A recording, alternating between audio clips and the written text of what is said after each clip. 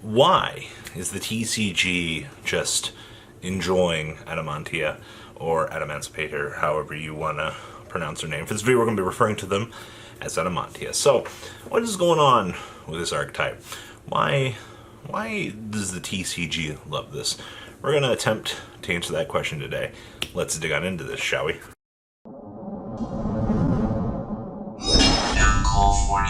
So Adamantia is this strange deck that really didn't see a lot of play in the OCG. The OCG literally went straight for Eldritch out of Secret Slayers, and we've been seeing this relatively higher skilled player base. Cody Angeloff, being one of these players, talked about how he thinks the deck is one of the best decks out there in today's format. And you see a lot of other people, they're talking about it, they're aware of it. But why is this deck being talked about in this way? Or why is it not being talked about, rather? So Adamantia is basically this really cool rock combo deck, alright? It pretty much involves going through the top 5 cards of your deck and basically stacking your deck. Now, John had a wonderful tutorial on his channel from a young guest upload, and it's a very good showcase of what this deck can do. But the competitive player base now is looking at this deck, and I've been watching Lund play this deck for a little while now, and ending on Union Carrier, the Blue Dragon, the Borreload Savage, and an Appaloosa with a Block Dragon is very much one of your easier hands to pull off. And it's all got to do with a little bit of excavation skills and top checking the top 5. Now, the biggest number one thing that I see that players initially would look at this deck, in the OCG, it pure loses to Max C. You're a combo deck, alright? You're going to be doing a lot of special summoning, alright? I'm going to be just choo-choo, chugga-chugga, all of these. I think you special summon probably about 13 to 15 times on a good hand.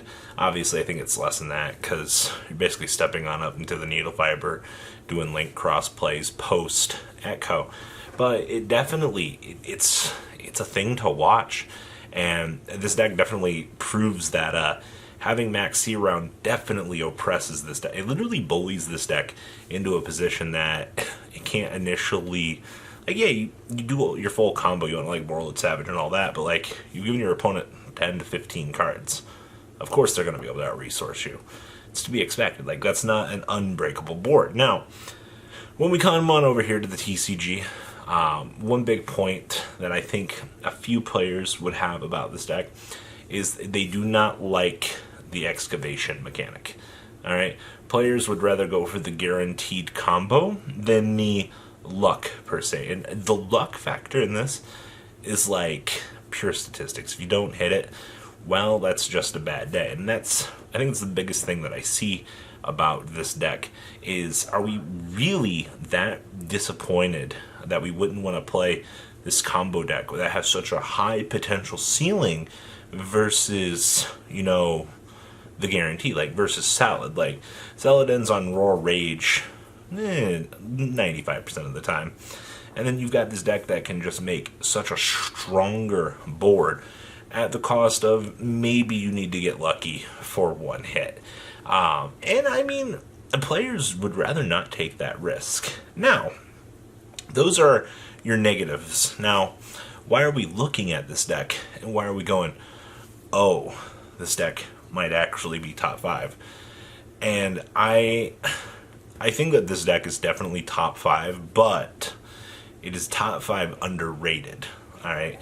And when I say top 5 underrated, I mean when you look at the way that this deck functions, oh god, the boards are insane. Alright, it definitely should be top 5.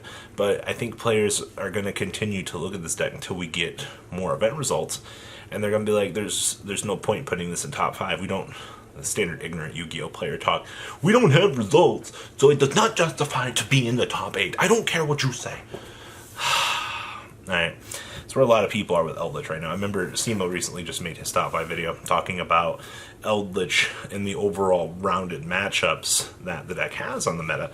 And the deck does some really weird things. Juggernaut IB, Gustav Max being two of those left field things that your deck can do. Now, another downside to Adamantia, is you're a going first deck. Alright?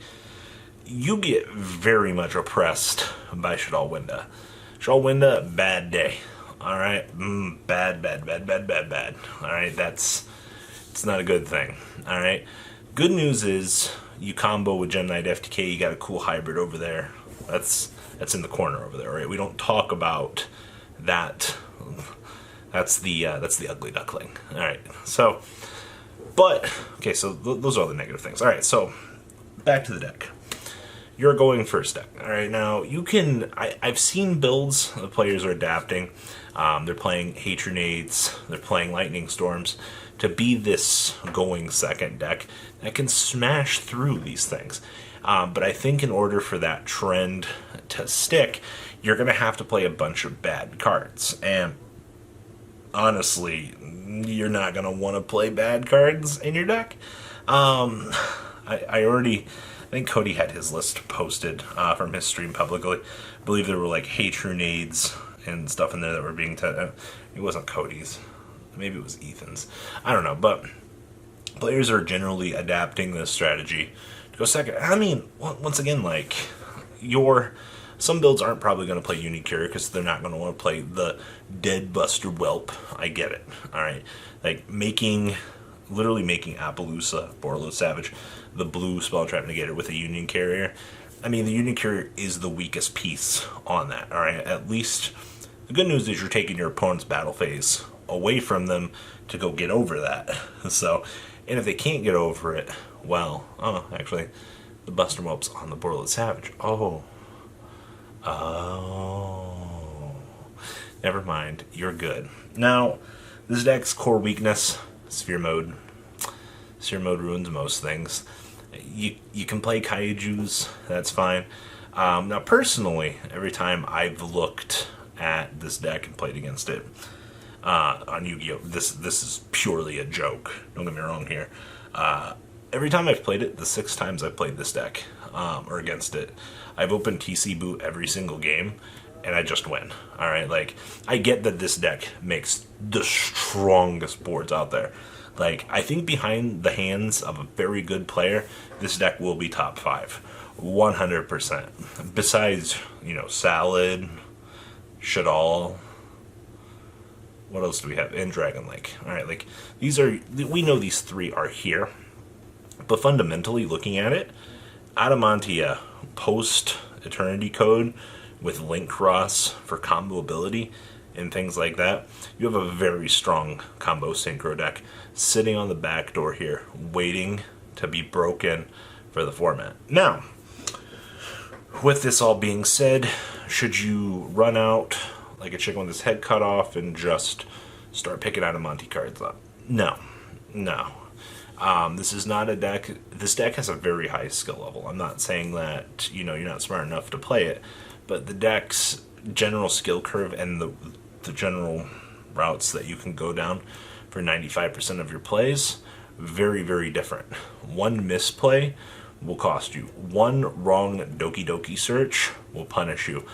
Literally, one wrong effect resolution will cost you. This is a deck that's going to be for the utmost of skilled players, and somebody will break. I'm that confident in this deck that it will definitely be on your top metagame trends until Plunder Patrol comes out and literally ruins my entire day. Oh man, like I love looking at what this deck can do, but man, it's gonna be absolutely crappy out here when the next ships roll on out and they're like, this is mine now.